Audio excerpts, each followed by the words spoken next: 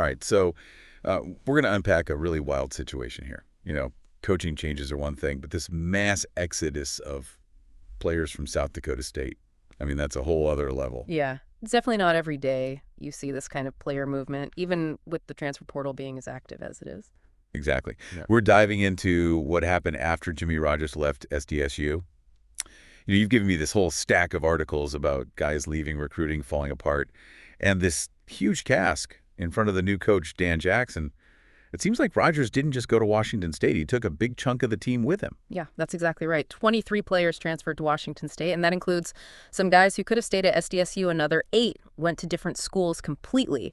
And then you've got 10 more who haven't said they're coming back for next season, and that's all on top of the 29 seniors they already lost last year. And those are some crazy numbers. What does this mean for both of these programs? Well, it's really interesting for Washington State. It's kind of risky. Yeah. Rogers brought in a lot of talent guys who know his system, but getting all those new players to work with the guys already there, that's tough team chemistry. You can't just make that happen overnight, and they might regret depending this much on transfers. It does seem like a gamble. And then you think about South Dakota State, their 2025 recruiting class is basically gone. A bunch of key guys decided to follow Rogers to WSU.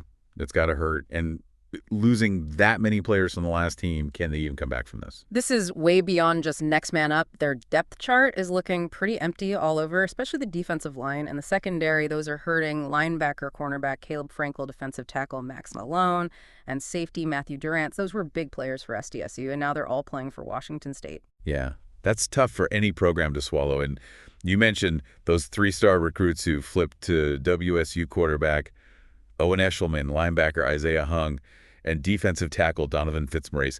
That's a big loss for the future of their program. What's funny is Washington State lost their starting quarterback John Mateer to Oklahoma, and now they've got a quarterback from Norman, Oklahoma coming in. It's kind of poetic, right?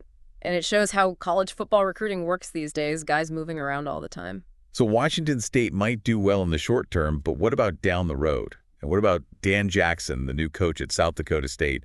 Can he fix this mess? Those are the big questions, and we'll definitely get into those. But first, I think we got to break down who went where and what it means for both teams. Yeah, I agree. Let's start with Washington State and all this new talent. What are they getting in these transfers, and how could it change their game? If you look at their defense, it seems like Rogers is focusing on the front 7. He brought in linebackers like Francl and Carsten Reynolds, and defensive backs like Colby, Humphrey, and Matthew Durrance. It looks like he wants to build a really strong defense to shut down other teams. Okay, so they're making their defense tougher. What about offense? Did Rogers bring anyone who could make a difference right away? He did. Running backs, Angel Johnson, Kirby, Voorhees, and Maxwell Woods all transferred from SDSU. It looks like Rogers is going for a strong running game to take pressure off the quarterback. And speaking of quarterbacks, we can't forget about Owen Eshelman. He's a dual threat quarterback, and he's got some impressive rushing stats. Oh, yeah, that could change their whole offense. Imagine what they could do with a quarterback who can run and throw. It'll be interesting to see how defenses try to stop that. For sure. And that's the good thing for Washington State. On paper, they have a really good team, but we've seen it before. You can't just force chemistry and teamwork overnight. That's what makes this so interesting. There's so much potential, but so much unknown. Oh, let's go back to SDSU. Now, obviously, their roster took a hit, but what about the players who stayed?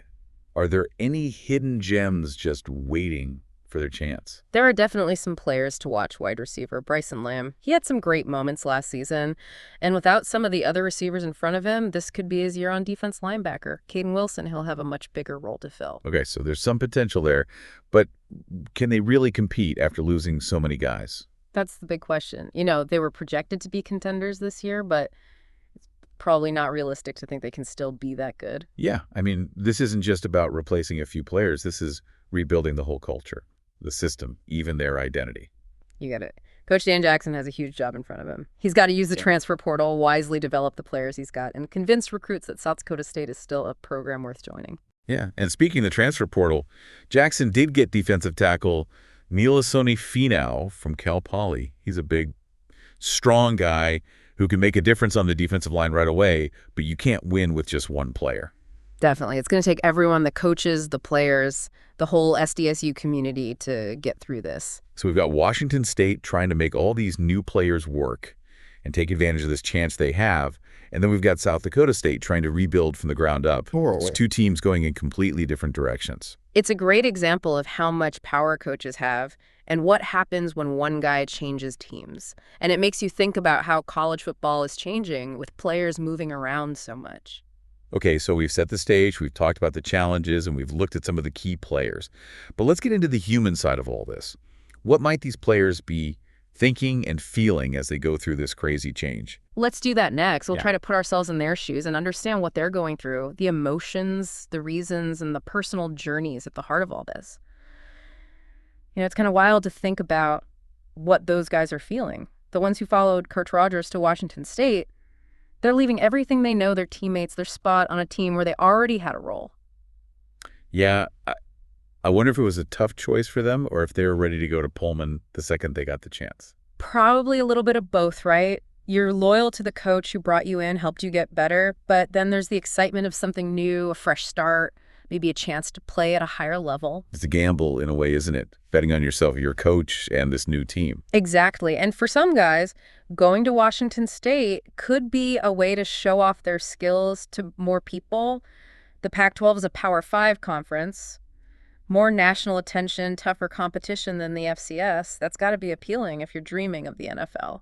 Yeah, it's like stepping onto a bigger stage hoping those scouts were watching. Right. And then there's the fact that they already know Rogers' system, his style, what he expects, that could give them an edge when it comes to playing time and help them settle in faster.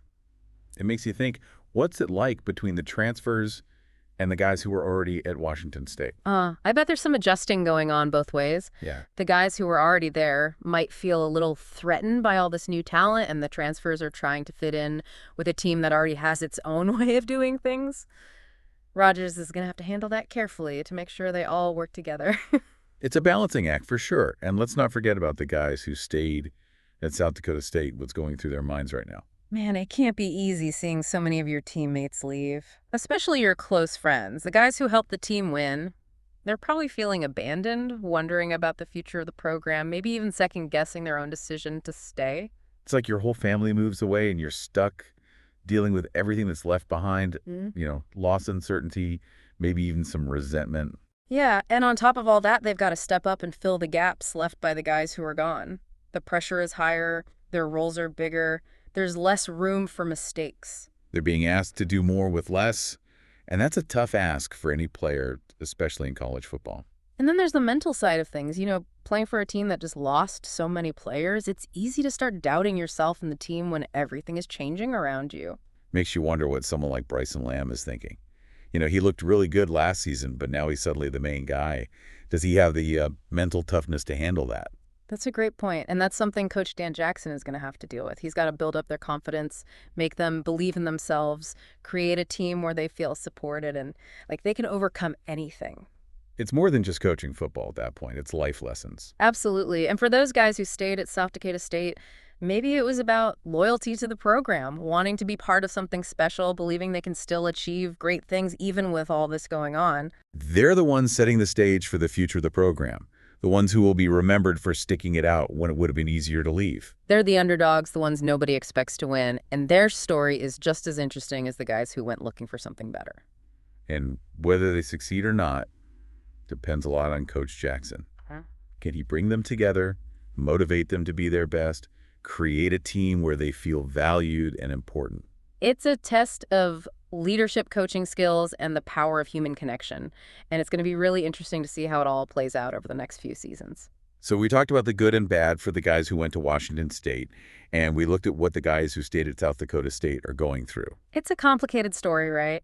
And it shows you the human side of college football, the individual choices, the tough decisions, all the ups and downs these players are going through. Yeah, it reminds you that these aren't just names on a roster. They're real people with hopes and dreams and fears and goals. Exactly. Their stories deserve to be told. We should listen to what they have to say, and we should admire their strength no matter what path they chose. Wouldn't have said it better myself. Yeah. So we focus on the players and why they did what they did. But let's step back for a second and think about the bigger picture.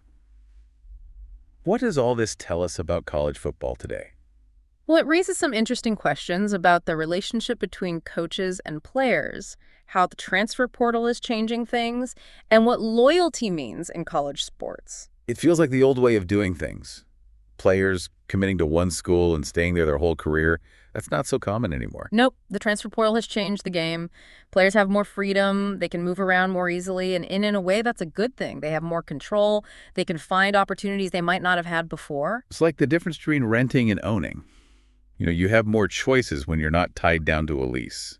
Exactly, but this new freedom comes with its own problems. Coaches now have to worry about not just recruiting new talent, but keeping the players they already have. And programs are dealing with the possibility of things being unstable and unpredictable because players are coming and going all the time. It's like a game of musical chairs. Players constantly switching spots, trying to find the perfect fit for their skills and their ambitions. And what happened at South Dakota State shows how one coach leaving can shake up everything in college football.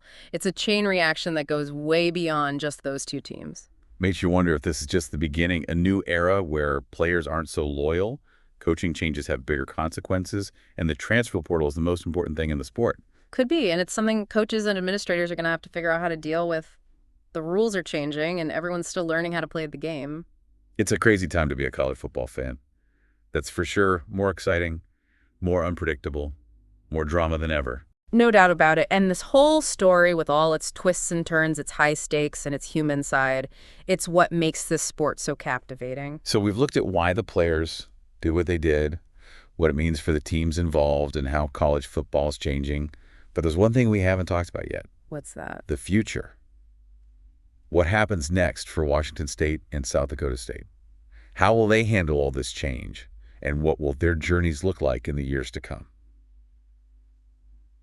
Okay, so let's look ahead a little bit. What's the future for these two programs? Washington State, they're going all in with these transfers, trying to win right now. Can they really do it?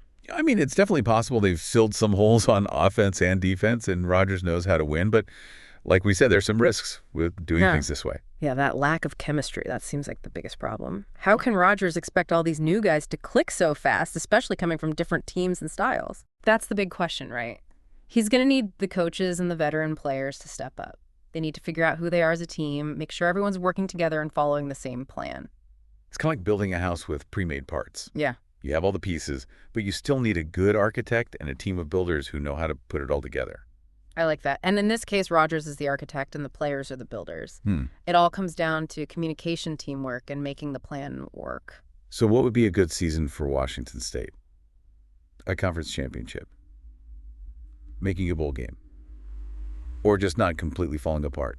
With all the talent they have, I think anything less than a bowl game would be a disappointment. But honestly, I think they're a year or two away from being a real threat in the conference. There are just too many unknowns with this team. Yeah, you can't build a championship team overnight, even with talented players. And what about the long term?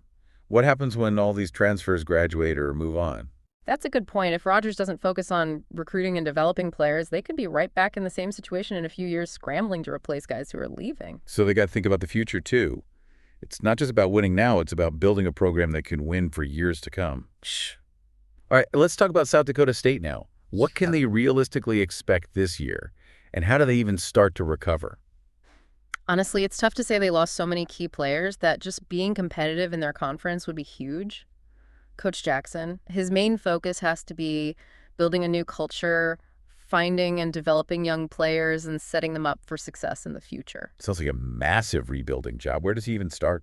First, he's got to figure out what talent he has and who he can build around. He needs to make the guys who stayed believe in themselves, and he's got to make South Dakota State a place recruits want to come to. That's a tough sell after so many guys left. What can Jackson do to convince recruits that SDSU is still a good program? He's got to show them that they'll get to play, they'll be part of something special, they can make a real difference. He's got to focus on the good things about SDSU, the academics, the fans, the close-knit community. So it's about selling the vision, the culture, the long-term potential, even if the next season or two might be tough. Exactly, and it's about finding those hidden gems, the players who haven't had their chance yet but are ready to show what they can do. We mentioned Bryson Lamb and Caden Wilson earlier. Are there any other guys who could step up and surprise people? I'd keep an eye on running back. Isaiah Davis, He's a strong runner who could really excel with more carries. And on defense, cornerback Malik Jenkins, he could be a lockdown corner. He's got the speed and the instincts. Okay, so they have some pieces to work with. Yeah. But in the end, whether South Dakota State can rebuild or not, it all comes down to Coach Jackson, his leadership, his ability to develop talent and create a winning environment. And it comes down to the players who stayed their heart, their dedication, their commitment to the team. They're the foundation of this program, and it'll be interesting to see what they do. It's a story about rebuilding, coming back stronger, and the spirit of the guys who believe in something bigger than themselves. And it reminds us that in college football, just like in life, you're going to face tough times. But what really matters is how you handle those challenges. That shows who you are and what you're made of. Well said. So as we wrap up this deep dive into what happened after Jimmy Rogers left SDSU for Washington State, the main thing I'm taking away is this: it's a story of two programs at a turning point, each with their own obstacles and opportunities. Yeah, it shows how college football is changing, how much influence coaches have, and the personal journeys of the players. And the story isn't over yet. The next chapter is still being written, and we'll definitely be watching to see what happens. Thanks for joining us on this look at the crazy world of college football. We'll be back soon with another deep dive into the world of sports.